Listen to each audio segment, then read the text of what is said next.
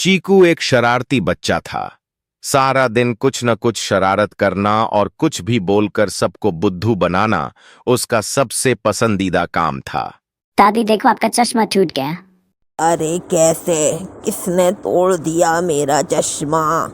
अरे दादी, आपका चश्मा तो आपकी आंखों पर लगा है, फिर कैसे टूट सकता है? माँ, आज खाने में क्या बना है? लौकी की सब्जी बनी है चीकू बेटा। वो मुझे पसंद नहीं है। चीकू बेटा, सब्जियां खाना हमारी सेहत के लिए अच्छा होता है। ठीक है, मैं सेहत अच्छी करूंगा पर साथ में पिज्जा भी खाऊंगा। अच्छा चीकू, बहुत दिन हो गए रोहन तुम्हारे साथ खेलने नहीं आया। रोहन, उसका तो पैर फ्रैक्चर हो गया है स्कूल में फुटबॉल खेलते हुए। माँ अभी रोहन के बारे में सोच ही रही होती है कि चीकू कहाँ है आंटी? मुझे उसको ये किताब वापस करनी है। अरे रोहन बेटा, लेकिन तुम्हारा पैर कैसा है? आंटी, मेरे पैर को क्या हुआ? वो तो बिल्कुल ठीक है। नहीं, तुम इतने दिनों से आए नहीं थे तो मुझे लगा। ओह, वो तो मैं कुछ दिन के लिए अपनी नानी के घर गया था। माँ अब समझ चुकी थी कि चीकू ने रोहन के पैर के बारे में भी झूठ बोला था। माँ को चीकू की शरारतें देखकर अब फिक्र होने लगी थी। गर्मी की छुट्टियां हो चुकी थीं। शांति बुआ भी अपने दोनों बच्चों मन्नन और मीना को लेकर घर आ गई थीं। तीनों बच्चे मिलकर खूब धमा चौकड़ी कर रहे थे। माँ, आज हम तीनों छत पर सोएंगे। ठीक है बेटा, छत पर जाकर शरारतें न करने लगना, टाइम से सो जाना। बच्चों आ जाओ, खाना खाओ। बच्चों ने खाना खाया और फिर छत पर सोने के लिए चले गए। तभी सामने एक सुनसान अकेले घर को देखकर मीना पूछती है, चीकू, ये घर इतना सुनसान जगह पर क्यों है? यहाँ कौन रहता है? अरे मीना, तुम्हें नहीं पता, ये घर शर्मा जी का है। शर्मा जी? वो कौन है? लो, तुम्हें ये भी नहीं पता।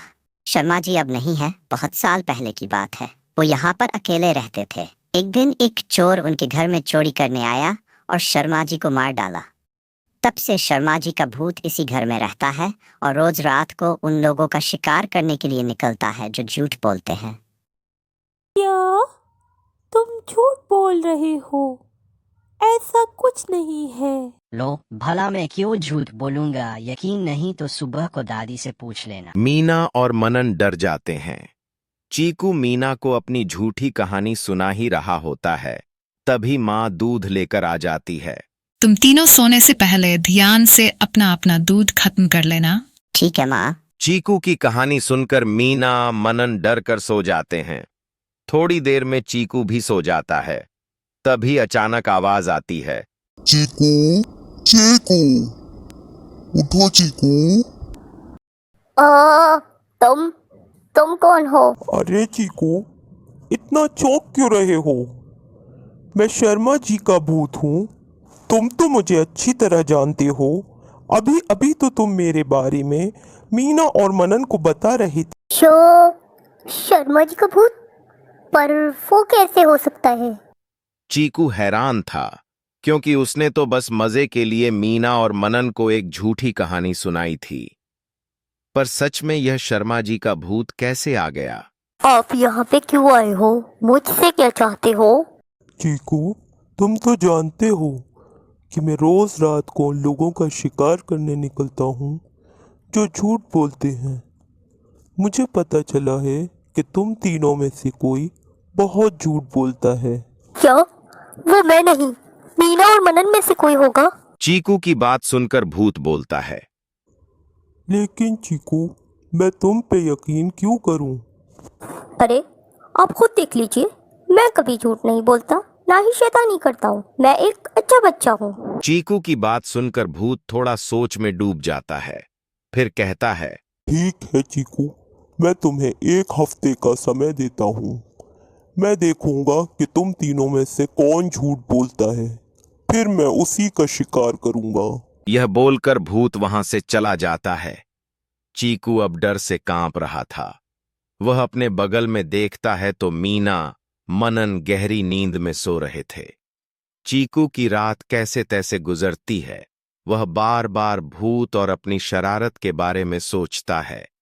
उसे डर था कि अगर सच में भूत ने शिकार कर लिया तो क्या होगा। सुबह होती है। चीकू सबसे पहले भागते हुए माँ के पास जाता है।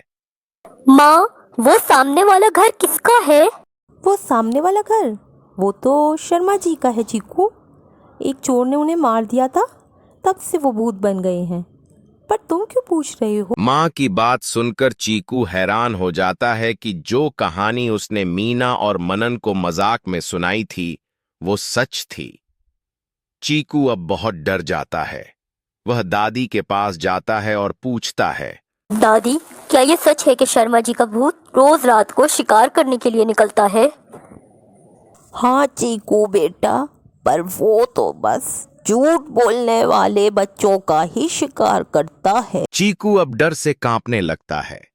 दिन गुजरता है। चीकू पूरा दिन कोई शरारत नहीं करता, नहीं कोई झूठी कहानी बनाता है।